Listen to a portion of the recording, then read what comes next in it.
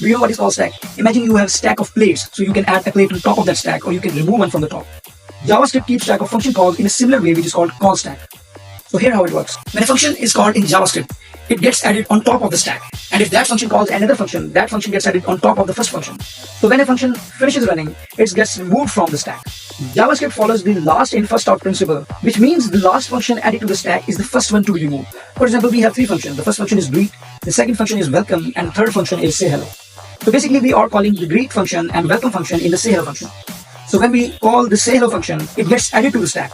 And once the say hello function is called, it calls the greet functions next, which means the greet function will be added on top of the stack. So once the greet function finishes running, it removed from the stack and the next function welcome will be called and gets added to the stack. Finally, welcome finishes and gets removed from the stack. The call stack helps JavaScript to keep track of function calls in a similar way and maintain the order in which they should be called.